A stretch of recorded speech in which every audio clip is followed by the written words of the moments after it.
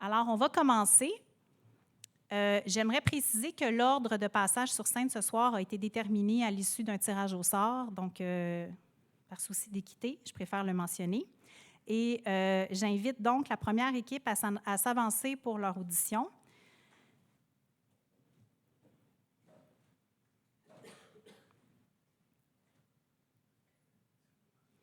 Alors, il s'agit d'une équipe, les équipes sont formées d'expertises complémentaires et pluridisciplinaires. La première équipe sera composée des firmes suivantes. Alors, Affleck de la Riva et Co-Architecture pour le volet architecture, de LGT Inc. pour le volet ingénierie et de François Courville pour le volet architecture de paysage.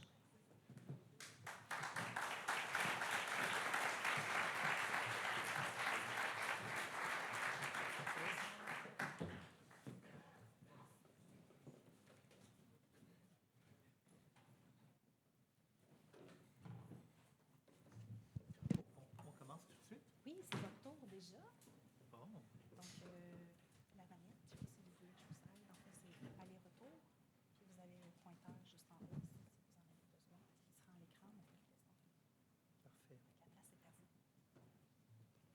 Bien, bonsoir. On est bien heureux d'être là avec vous ce soir pour vous présenter notre projet, nos idées, casser un peu la glace. Alors, notre équipe a été introduite, j'imagine, Co-Architecture, Affleck de la Riva, nos ingénieurs LGT. Alors, on est bien content d'être là. Espace Rivière, régénérer le territoire.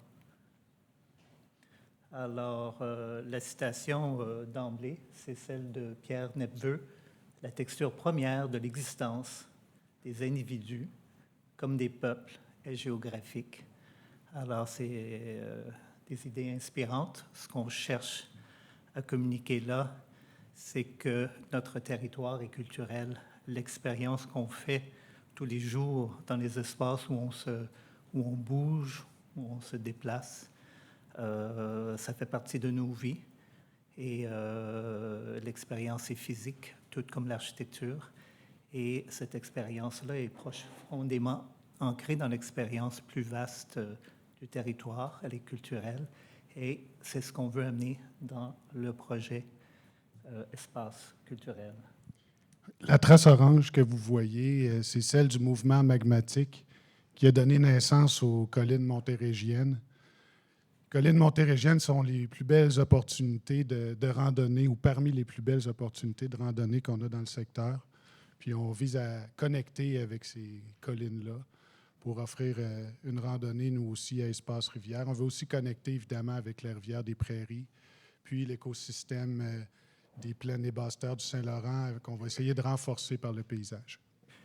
Vous savez, le territoire, la géologie, ça nous parle beaucoup d'architecture. L'architecture, c'est une expérience importante, mais notre souterrain ici à Montréal, c'est de la pierre calcaire, de la pierre sédimentaire. Puis c'est intéressant que nos plus belles montagnes, c'est le magma, c'est la pierre volcanique qui l'a pénétré, qui l'a traversé dans ses failles, qui a formé une breccia, puis qui a permis un renouveau de la pierre. Alors on pense que ceci rejoint le programme d'Espace Rivière. On se doit de renouveler notre culture, de renouveler notre façon de vivre l'architecture et notre imagerie de la géologie rejoint ces idées-là. On a tous vécu le sentiment de bien-être en haut d'une colline où on a une vue plongeante sur l'horizon, sentiment de contrôle sur notre environnement. C'est une des expériences biophiliques les plus puissantes qu'on peut vivre. Puis une expérience qu'on va essayer de capturer avec cette métaphore de la falaise urbaine. Puis en effet, dès notre approche au bâtiment, sur le boulevard Perra, on sent l'appel de la promenade. On repère le volume sur le toit qui nous interpelle et nous invite à la randonnée intérieure. Alors, c'est cette image-là qu'on a ici, l'image de la falaise urbaine qui s'inspire un peu de la géologie des lieux avec tout son renouveau qui transparaît derrière les couches. La matérialité qu'on propose, est en transparence, donc elle nous offre une opportunité de mise en lumière qui va permettre au bâtiment de s'inscrire dans la vie nocturne du quartier, puis d'agir comme une lanterne qui va appeler les citoyens à y entrer. En même temps, cette matérialité-là nous permet de faire abstraction du rythme des fenêtres. Quand on va s'asseoir avec les représentants de la ville, si on a l'opportunité de le faire, on va pouvoir installer les fenêtres aux endroits les plus propices en fonction de la façon qu'on va avoir réglé le programme. Puis la double peau aussi, par sa translucidité, va nous permettre d'offrir un meilleur confort visuel, un éclairage plus diffus, puis le protéger du rayonnement solaire direct parce qu'il est installé au sud, est et sud-ouest. Donc, on va contribuer à la réduction de la demande en énergie de refroidissement pour le bâtiment. Alors, toutes les possibilités sont là, mais dès le départ, l'importance, c'est le seuil urbain où la promenade commence. Alors, on souhaite avoir un parvis protégé, un parvis très accueillant, un parvis généreux avec un grand hall d'entrée, des vestibules pour accueillir les groupes, pour accueillir les promeneurs, les étudiants, les gens qui vont être interpellés pour s'engager dans le bâtiment. Et on voit ici l'importance de l'art qui s'affiche et qui annonce un peu la vie intérieure qui s'annonce. La matérialité, on l'a vu riche, on l'a vu en relief pour exprimer les strates de pierre calcaire. On veut jouer avec les nuances de couleurs, de l'anodisation qui nous donne une palette de couleurs dans les tonalités qu'on cherche pour exprimer notre concept de falaise. On veut jouer aussi avec la perforation par des simulations paramétriques, donc essayer d'atteindre là, le grain ou l'image là, qui projetterait là, le grain de la pierre pour renforcer là, cette idée de falaise. Notre plan de site, on voit que la nature s'engage dans le projet, s'engage sur ses différents paliers, ses différentes strates. La nature est présente sur le toit. Alors, le bâtiment se fusionne au site et invite à l'expérience extérieure finalement, invite aussi à la montée, invite à l'expérience de la ligne de l'horizon. On y voit aussi l'eau présente à chaque niveau. Ouais, on imagine le bâtiment comme le point haut d'un bassin versant, de où l'eau va s'écouler gravitairement vers le sol, vers le réapprovisionnement de la nappe phréatique pour aider là, la flore à pousser. Donc, on vise à ne pas canaliser l'eau de pluie sur le site. Puis, c'est aussi une stratégie là, d'adaptation au changement climatique. Alors, la promenade architecturale, pour proprement parler, débute ici, avec le sous-sol. Mais le sous-sol, c'est aussi le rez-de-jardin. Alors, on est au niveau du parc parce qu'on a une pente descendante vers le nord. On a un amphithéâtre naturel qui se développe dans le parc à côté, à l'est. Et cet amphithéâtre naturel se prolonge vers l'intérieur. Et c'est la cuvette au cœur du projet, au-dessus duquel se déploie le carrefour dans toute sa verticalité, qui s'ouvre vers les activités plus intérieures aux étages supérieurs. Alors, en bas, c'est pas ça, c'est l'animation, c'est la vie, c'est l'improvisation. C'est ça. C'est là qu'on a positionné les composantes du programme qui sont les plus effervescentes, les plus actives.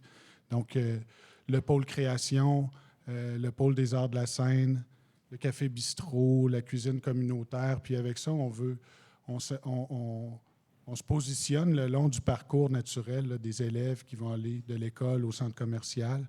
Puis on veut les attirer à l'intérieur avec de l'activité. Puis un endroit aussi où il y aurait des manifestations spontanées. On voit un danseur sur l'image. De retour au rez-de-chaussée, l'espace du parvis, un espace extérieur protégé.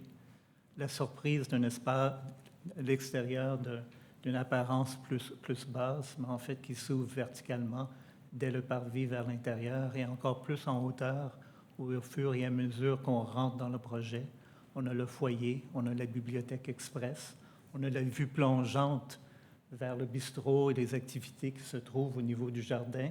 On a cette fenestration généreuse avec les vues vers le parc, mais les vues vers le boulevard aussi.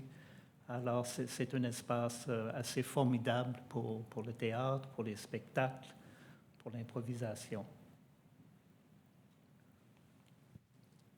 Les 3 premiers niveaux sont tous ouverts en mezzanine sur le carrefour. Donc, on imagine là, une aire communicante qui va permettre de dégager des vues sur les pôles d'activité.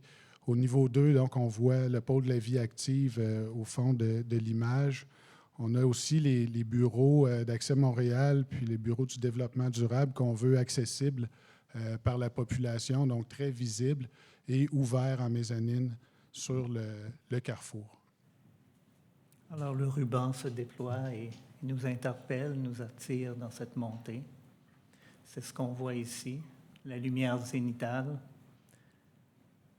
des supports assez neutres sur lesquels on peut afficher des œuvres d'art, des œuvres communautaires. Alors, l'idée, c'est d'avoir un espace appropriable, transformable, qui peut se façonner programmatiquement de différentes façons. Hein? Les différents blocs, les différents bureaux, les différents usages peuvent s'échanger. On a vraiment hâte d'en discuter avec vous en PCI, en consultation, pour voir comment on peut façonner. Mais le cœur du projet se trouve ici. Vous voyez notre façon de mettre l'architecture au service du projet, de sa mission sociale. Donc, on propose d'utiliser des stratégies des galeries marchandes où on veut avoir, à partir d'un mail, dégager des vues sur les commerces, mais ici, on dégage des vues sur l'offre culturelle que propose Espace Rivière pour que tout le monde la voie, puis que tout le monde y soit exposé, puis tout le monde soit attiré par l'offre qui est proposée. À ce niveau-ci, le 3e niveau, on est dans l'espace famille. Alors, les fonctions de bibliothèque principalement, mais aussi la ludothèque et des services pour les enfants, pour la famille. Alors, on est dans un espace vraiment cloisonné et plus refermé du côté ouest. Par contre, largement vitré vers les toits jardins du côté nord-nord-ouest. Ce qu'on voit ici, c'est l'importance du cœur du projet avec son ruban qui nous attire vers l'ascension. Alors, c'est très présent et c'est entouré d'espaces ouverts. À l'étage supérieur, c'est l'endroit où on propose de mettre le pôle savoir et patrimoine ainsi que le pôle pour les adolescents. Donc, les deux sont séparés par un espace collaboratif. Oh, pardon. Vous voyez la relation qu'on a avec l'extérieur. Excuse-moi. La prochaine. Oui, j'y suis. Voilà. Et voilà. Donc, de ce niveau-là, évidemment, on va avoir une vue imprenable sur la rivière des Prairies qu'on va exploiter avec une fenestration généreuse. On propose aussi un système d'enveloppe qui va mettre en valeur des membrures de bois lamelées collées pour supporter les charges de vent.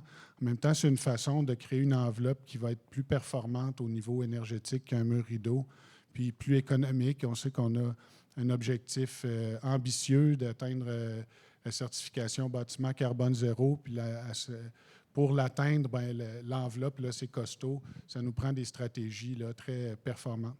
On voit aussi ici le parcours donc, qui se continue vers le sommet, là où on cherche à attirer nos randonneurs. Et nous y voilà. Espace de contemplation, espace d'interaction, espace propre à toutes sortes d'usages. La toiture, le toit jardin, le départ de la boucle de l'eau. On a un ensemble de 3 petits pavillons jardins. Un où il y a un espace intérieur, le plus grand, qu'on va relier avec une marquise jusqu'à un 2e escalier dessus pour être en mesure d'accueillir plus de... Disons, le programme prévoit 120 personnes, je crois. Puis on a aussi un petit pavillon là, qui va être plus au sud, une arche là, qui va nous servir à cadrer des vues sur les Montérégiennes, le lien qu'on cherche à faire, le lien visuel avec les randonnées des Montérégiennes. Alors, cette image-ci résume beaucoup des valeurs qu'on retrouve dans le projet. On arrive de la promenade du parc, on s'engage à travers la nature et on arrive au bâtiment pour proprement parler. Le parcours immersif se développe. Alors, qu'est-ce qu'on voit? On voit la nature qui se prolonge et qui investit notre bâtiment avec ses terrasses. On sent toute l'importance de ce parc où on a l'intention de garder les arbres matures, bien sûr, mais on a l'intention aussi d'avoir un espace non programmé qui peut accueillir les jeunes et permettre différents types d'activités, permet aux activités intérieures de déborder et vice-versa de rentrer dans le bâtiment selon la température. Donc, vous voyez notre façon de connecter le bâtiment au boisé du parc René Masson. Donc, vraiment une accentuation de la topographie, une 5e façade là, qui est végétalisée, qui nous donne des opportunités d'aller à l'extérieur à chaque niveau. Tout ça, c'est contrôlé, donc, depuis l'intérieur. Puis, on voit là, au sommet là, la marquise où on a un espace de détente en haut qui donne la vue sur la rivière des Prairies. Mais pour se rendre là, bien, il faut passer par l'intérieur, le long du parcours. C'est à ce moment-là que notre randonneur est exposé à l'offre culturelle, puis on aide l'espace rivière à remplir sa mission sociale en attirant vers une destination au sommet. Donc, on est rendu à la partie de la présentation où c'est qu'on est supposé de parler de mécanique, sauf que rien de mieux qu'un ingénieur mécanique pour continuer à parler d'architecture, parce que je pense que c'est important de continuer à parler un petit peu d'architecture. En fait, on a décidé de réfléchir le bâtiment dans son aspect global, et pour ce faire, il a fallu, puis je veux que vous compreniez dans quel mindset qu'on s'est mis au début du projet. Donc, on a identifié les 4 facteurs les plus importants qui affectaient l'électromécanique du bâtiment. En fait, l'implantation, la volumétrie, l'occultation et la fenestration. Lorsqu'on contrôle ces 4 paramètres-là, on est en mesure d'arriver à des systèmes mécaniques plus petits, plus simples, plus faciles à intégrer, plus efficaces, plus performants au niveau acoustique. Donc, c'est vraiment les 4 paramètres qu'on a attaqués au début du projet avant même de parler de mécanique. Donc, je vais vous donner quelques exemples. On a décidé de prendre certaines fonctions du bâtiment qu'on savait qu'elle allait avoir besoin de moins de fenestration. On les a mis à l'ouest. À l'ouest, on a voulu minimiser la fenestration pour essayer d'avoir le moins de surchauffe, moins d'éblouissement. On a également essayé de tirer partie du carrefour, où c'est qu'on a la partie tout ouverte dans le bâtiment pour stratifier l'air de notre ventilation par déplacement. On a également développé une belle double peau, comme Normand le dit, au sud, pour faire un filtre, donc filtrer la surchauffe, donc couper la surchauffe au sud sans trop brimer le chauffage passif en hiver. Donc, on a également travaillé avec les architectes pour avoir une enveloppe performante pour atteindre les exigences de l'IDET au niveau de la certification carbone zéro. Et on a limité la fenestration le plus possible, travaillé en verre triple avec des pellicules très performantes. Donc, tout ça, on est en mesure de limiter nos charges là, beaucoup, donc, puis avoir des systèmes mécaniques d'à peu près 30 % plus petits. Donc, mission accomplie. Par la suite, maintenant, on peut vous parler d'électromécanique vraiment. Donc, on vous propose un système d'aérothermie, donc une alternative à la géothermie. Donc, nous, on a fait de la démonstration dans notre proposition que le système d'aérothermie, quand on le combine avec notre tunnel canadien, l'accumulation thermique, les planchers radiants chaud et froid et le refroidisseur de récupération, on arrive à des performances énergétiques similaires qu'un système de géothermie. C'est quoi le but? En fait, le but d'arriver avec cette proposition-là, c'est de libérer à peu près un coût global d'à peu près 1 million de dollars, plus d'1 million de dollars, prendre ce coût-là qui est associé en mécanique et le redonner en architecture pour donner davantage d'expérience aux citoyens de la Ville de Montréal. Donc, on pense que c'est pour l'intérêt du projet. Également, on sait qu'un système de géothermie, c'est un système qui pourrait avoir plus de risques. En fait, à cette étape-ci du projet, on n'a pas de test de sol, on n'a pas d'essai de conductivité, donc ça amène un risque supplémentaire au projet. Donc, si on dit qu'on a 50 puits de géothermie, lorsqu'on fait les tests de conductivité et on réalise qu'on a 70, il y a 20 puits de plus, c'est peut-être un surcoût de 400 000. On a voulu éliminer ça, arriver avec un système plus prévisible, puis être en mesure d'arriver parfaitement dans l'objectif du budget. Donc, mais on n'a pas évacué 100% le concept le concept de géothermie, on est arrivé avec un tunnel canadien et je vais vous laisser compléter. Merci, Carl. Écoutez, on a un bâtiment paysage. On voit ici toute l'importance de la silhouette et l'impact que ça a dans l'animation de la rue. Le vitrage généreux du côté parc, mais aussi le socle de pierre et son façonnement du côté Rodolphe Forget. Alors, paysage, génie civil, boucle de l'eau, on pourra en reparler. Nos documents sont bien étoffés. C'est essentiel au projet. Structure, on peut en parler encore. On vise le recyclage des matériaux. C'est ça, récupérer la structure du bâtiment existant pour couvrir le stationnement, en faire un stationnement intérieur, retirer les voitures de l'expérience des usagers sur le site, essentiellement, et récupérer la brique pour de la masse acoustique autour de la salle de spectacle. On a travaillé la double peau pour... Je vous demanderai de conclure, s'il vous plaît. OK, je conclus. Donc, la double peau, des fois, ça peut inquiéter certaines personnes, mais on l'a poussé à fond, le design, pour maîtriser la complexité puis s'assurer qu'on allait être capable de l'entretenir et d'en calculer les coûts correctement. Vous avez ici là, la vue bonus, si vous voulez, sur la rivière des Prairies à partir du haut. Puis derrière l'observateur, des vues sur les Montérégiennes. Puis à la gauche de l'image, des vues sur Mont-Royal. Alors, le territoire, Merci. ça fait silhouette. Merci. Merci beaucoup.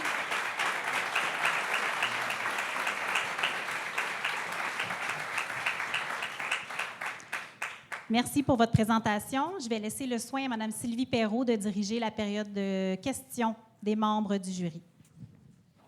Merci beaucoup, messieurs. Vraiment, là, c'est un projet qui a des objectifs exceptionnels, là, puis très complexes, puis vous l'avez très bien abordé. Alors, je vais laisser la parole à Peter Solan pour débuter nos questions. Oui, bien, merci beaucoup. Alors, c'est moi qui lance le bal. Une première question plus conceptuelle, mais importante pour l'ambiance d'Espace Rivière. On était curieux de voir, vous l'avez abordé un petit peu dans votre présentation, dans votre texte de référence à la typologie de galerie marchande. C'est une image forte, surtout lorsqu'on pense à l'impact de ce type de développement sur le territoire urbain et périurbain. Pouvez-vous en dire davantage sur ce code culturel et comment il informe l'identité et l'usage de votre proposition? D'accord, bien, je la prends. La galerie marchande, en fait, les stratégies qu'on utilise, c'est celle de l'appel commercial. Donc, le bâtiment lanterne en fait partie. Ensuite, le positionnement des activités qui risquent d'attirer les gens à l'intérieur, qui est un de nos objectifs pour attirer les élèves puis les exposer à l'offre culturelle. Donc, mettre le café bistrot proche de l'entrée en bas, le long du parcours des élèves. Ensuite, l'entrée principale aussi, l'abribus qui est généreux, donc inviter les élèves à entrer par là. Donc, c'est le principe du anchor où on attire les gens dans la galerie marchande. Après, à l'intérieur, bien, ce qu'on veut, c'est la connectivité visuelle, donc le principe du mail, celui où on est capable de voir les façades de chacun des pôles d'activité, les aires d'accueil, puis de donner envie aux gens de s'y rendre. Ensuite, le parcours orangé, bien, on aurait pu faire un parcours direct avec un escalier en colimaçon, mais on fait exprès pour lui faire le tour pour exposer le randonneur à toute l'offre d'Espace Rivière. Donc, j'allais rajouter, Normand, que c'est aussi les principes d'ADS, la sécurité dans les lieux, de pouvoir voir, se faire voir, d'accord, mais aussi se reconnaître et se replacer dans un bâtiment plus grand pour pouvoir s'orienter et se sentir en sécurité. Merci. Étienne. Merci pour votre super présentation. Votre projet propose de nombreuses terrasses, de nombreux espaces extérieurs qui ont l'air d'être de très grande qualité. Donc, ma question va dans le sens de la nordicité. De quelle manière est-ce que ces espaces-là peuvent être appropriables en hiver, en toute saison? Puis également, vous faites mention d'une rivière, donc j'aimerais que vous entendre nous en parler un petit peu plus.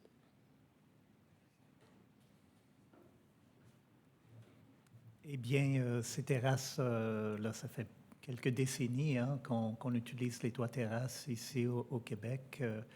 Il y a eu des belles expériences. On peut composer avec différentes épaisseurs de terre, différentes compositions, puis développer des jardins avec différentes qualités.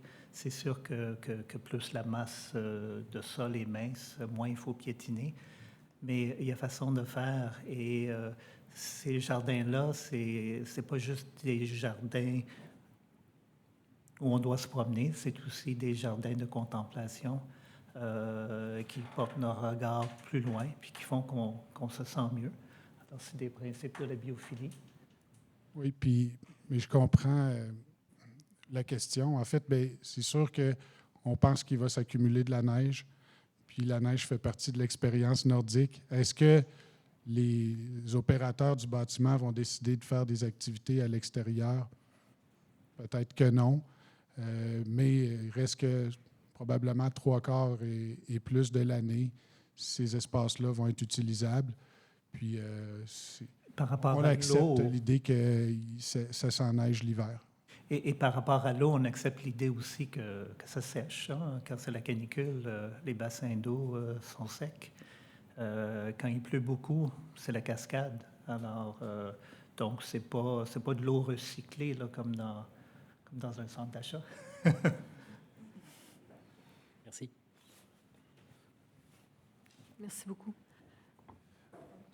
Alors, j'aimerais juste poser la question, selon vous, qu'est-ce que vous aimeriez que monsieur, madame, tout le monde, donc les gens qui vont venir s'établir dans l'espace rivière, vivent à travers l'édifice? Donc, vous avez parlé de la notion un peu centre commercial où il y a un peu le mode lèche-vitrine, mais au-delà de ça, quelle expérience vous voulez qu'on vive à travers l'espace? On a laissé de la place à de l'appropriation. Donc, le concept est assez, je veux dire, sobre au niveau des couleurs en général. Puis, on pense que c'est un endroit où les gens vont pouvoir exposer leurs créations, les créations visuelles, mais aussi des créations, je dirais, d'art vivant. Puis on espère que les gens vont s'approprier l'espace, puis vont s'y retrouver, vont s'y croiser, puis il va y avoir des échanges, ne serait-ce qu'entre citoyens, mais aussi entre artistes, puis que les gens de la communauté vont donner vie à l'espace eux-mêmes. Donc, ce n'est pas l'architecture nécessairement qui fait que l'espace va être vivant, mais c'est la façon que les gens vont l'utiliser, que ce soit par des arts de la scène, que ce soit par des arts visuels. Je pense effectivement que le programme, il compte pour beaucoup. Hein? Les espaces rivières, c'est des bibliothèques d'aujourd'hui qui sont beaucoup plus larges, communautaires, où les gens vont moins à l'église. Alors, les gens se rencontrent au parvis d'espaces rivières, au gré de leurs autres activités avec leurs enfants, au gré de leur retour d'école. C'est là que ça se passe. Alors, si les espaces sont généreux et amples, informels, et à ce moment-là, c'est le prétexte pour des rencontres, c'est des prétextes pour adhérer à des activités. C'est dans ce sens-là qu'il est important que les gens soient psychologiquement confortables dans ces espaces-là. Merci.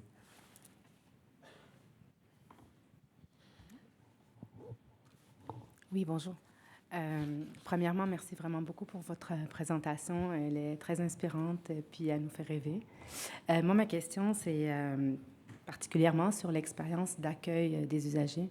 Donc, j'aimerais ça vous entendre sur cette expérience-là, sachant que l'entrée sur le boulevard Péra donne sur des espaces vastes, mais qui semblent en déceler peu de présence humaine. Donc, j'aimerais ça vous écouter sur la présence humaine sur rue. Ensuite aussi, par rapport à l'accueil des gens qui viennent par le stationnement. En fait, cette arrivée-là, ces usagers-là, je vois peu qui sont interpellés vers un parcours clair vers l'accueil et la randonnée que vous proposez. Donc, est-ce que c'est possible d'en parler un peu plus, s'il vous plaît?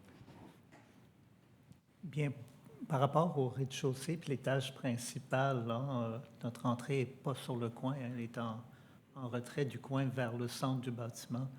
Alors tout de suite, on va se sentir aspiré dans un espace plus large. qui est grand ouvert. Alors, on a de l'espace là, pour des groupes scolaires, on a des espaces généreux. Alors, c'est facile de voir comment l'espace qui est à l'étage au-dessus va nous aussi pouvoir agir pour recevoir les gens avant les spectacles. À l'intérieur, on a le bureau d'accueil qui est là. Puis on voit qu'avec notre configuration sur 2 niveaux, les gens vont pouvoir se déverser sur ces 2 niveaux-là selon vers le bistrot ou vers la jasette plongeante au-dessus des gens qui sont en dessous. Alors, je pense que l'accueil est chaleureux.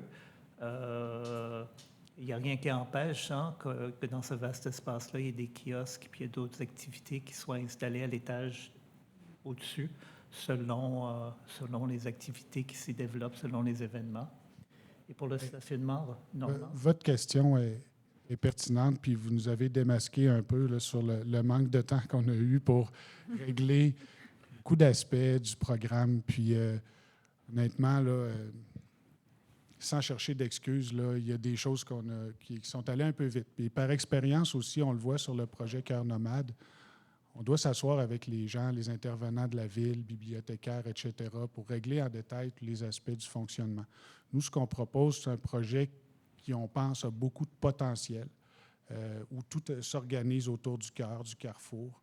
Puis à partir de là, on est capable de créer les liens qu'on souhaite. Puis effectivement, que le stationnement, là, il n'y a pas de lien intéressant vers. Mais on imagine qu'il va arriver dans le secteur du café-bistrot, puis qu'on va essayer de rendre ça le plus agréable possible pour les usagers. Merci. Je veux juste ajouter quelque chose aussi. En fait, on s'était inspiré aussi de ce qu'on fait présentement à Londres, là, c'est des bibliothèques nouveau genre aussi, où il n'y a pas de contrôle. Les gens ils sont vraiment libres d'aller où ils veulent. Ce que nous, on a placé tout de suite en rentrant, c'est les nouvelles acquisitions qui sont exposées comme une librairie.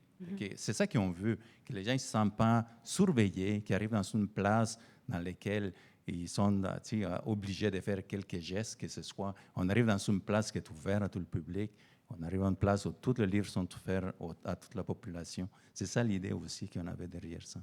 Merci beaucoup.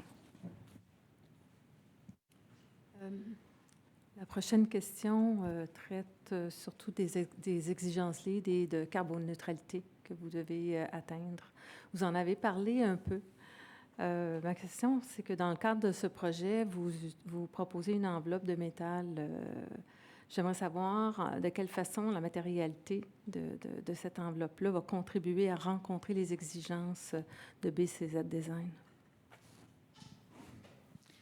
Bien, on sait que l'aluminium, c'est parmi les matériaux les plus émetteurs de gaz à effet de serre, tout dépendant où est-ce qu'ils sont fabriqués. Si on les fabrique au Québec à partir d'hydroélectricité, bien déjà, l'impact diminue. Puis si on le compare dans une analyse des cycles de vie avec l'aluminium qui est fabriqué ailleurs, souvent, c'est le matériau qui nous donne les meilleurs résultats en matière de réduction de l'empreinte par rapport au bâtiment de référence. Ceci dit, ça reste un matériau qui est émetteur, mais il y a d'autres qualités. Il est recyclable, il nous donne des opportunités d'en faire une matérialité intéressante, il est à faible entretien, il est durable dans le temps, puis c'est un matériau qui contribue à l'essor de l'économie québécoise. Donc, on a fait le choix d'utiliser l'aluminium, qui est un matériau que le gouvernement du Québec encourage à utiliser, plutôt que disons, nos autres options de matériaux qui vont offrir les mêmes performances en matière, parce qu'on a aussi à fournir une enveloppe qui va durer 50 ans. Donc, les options sont relativement réduites. On peut y aller avec de la maçonnerie aussi, mais c'est le choix qu'on a fait pour pousser à fond cette idée d'une falaise urbaine. J'ai un autre volet à ma question, si vous me permettez. Comment cette double paroi va permettre le passage de la lumière, mais aussi la mise en valeur de vues exceptionnelles dans les locaux périmétriques? Oui. Bien, les vues exceptionnelles, on les imagine plus du côté nord. À cet endroit-là, il n'y a pas de double paroi qui va obstruer la vue. Du côté sud-ouest, bien, si on a des vues à cadrer, à mettre en valeur, on n'est pas obligé de... Vous avez vu que la double paroi est interrompue à certains endroits. on est encore capable de jouer avec ça. Là, c'est une proposition conceptuelle qui peut évoluer encore. Mais on voit à travers, on en a fait plusieurs des doubles pots, puis de l'intérieur, on voit à travers, ça donne un éclairage qui est plus diffus, ça permet de ne pas avoir recours à des toiles solaires. Donc, les toiles solaires, quand ils sont baissées, bien, on voit presque plus dehors. Si on n'en a pas, on voit plus dehors. Donc, je vous dirais que en comparant les deux, les vues sur l'extérieur sont quand même, disons, exploitables. Aussi, quand on fait ça, un point que je n'ai pas développé tantôt, c'est qu'on veut travailler à faire une enveloppe thermique aussi simple et efficiente que possible. Donc, la double paroi, elle, nous donne le relief, la matérialité riche qu'on cherche, alors que l'enveloppe thermique qui se trouve derrière, elle est faite sous sa forme la plus simple. Puis, on peut positionner les fenêtres là où on a envie de les avoir en fonction de la programmation, comment ça va se répartir à l'intérieur. Pour ce qui est de l'empreinte carbone, BCZ, c'est surtout une question d'énergie en opération. Ce n'est pas nécessairement un bâtiment qui est carbone neutre en énergie intrinsèque. Donc, avec ces stratégies-là, on est capable de respecter les critères du programme puis atteindre l'objectif. Merci. Bonne réponse. Bonjour monsieur, belle présentation. Vous l'avez un peu brossé dans votre présentation, là, mais ma question est que par rapport au système aérothermie, là, je comprends un peu la prévisibilité des coûts, mais en termes de... Avez-vous des exemples de systèmes aérothermie qui ont performé dans le temps en termes de coûts d'opération dans vos précédents projets, là? Oui, tout à fait. On a plusieurs exemples installés depuis des années. Ce qu'il faut comprendre, c'est que le système d'aérothermie, en fait, aussi qui devient extrêmement performant, c'est toutes les mi-saisons. Puis on sait au Québec, là, ça se vit en mi-saison. En fait, c'est là qu'on a le plus d'heures d'opération. Donc, lorsqu'on est en mi-saison, où c'est que les températures sont moyennes, c'est là que c'est extrêmement performant. La performance du système d'aérothermie va diminuer en période extrême, en période de design, mais il y a tellement peu d'heures d'opération que ce n'est pas significatif. Donc, plusieurs systèmes en opération depuis des années et la performance, elle est exceptionnelle. On vous l'a démontré dans notre proposition. On a fait ce qu'on appelle un cycle de vie, le Total Cost of Ownership, là, dans notre présentation. Donc, on a présenté les deux options en tenant compte là, le coût initial, les coûts énergétiques, les coûts d'opération, la valeur résiduelle de l'actif au bout de 25 ans. On l'a fait sur 25 ans. Et donc, on voulait vraiment vous démontrer que l'option d'aérothermie était le choix le plus responsable pour le projet. Donc, je pense que dans notre présentation, on vous l'a bien démontré, puis c'est pour ça qu'on a décidé de faire cette analyse-là comparative qui est vraiment sérieuse. Donc, et beaucoup de projets en opération dans autant le nord du Québec, on a des systèmes en opération dans la région de Sept-Îles, qui sont en opération où aussi que le climat est beaucoup plus sévère et ça fonctionne vraiment bien. Merci. On n'a rien contre la géothermie, c'est juste que l'opportunité que Carl on a développée avec lui, ça nous permet de mettre 1 million de plus en expérience de l'usager. Alors que les puits géothermiques, ce n'est pas quelque chose qui participe à l'expérience. Puis on est capable d'atteindre la même performance et mieux, autant en termes de coût d'entretien, de facture d'énergie et de consommation de kilowattheure. Donc, c'est ce qui est démontré dans l'analyse du coût global.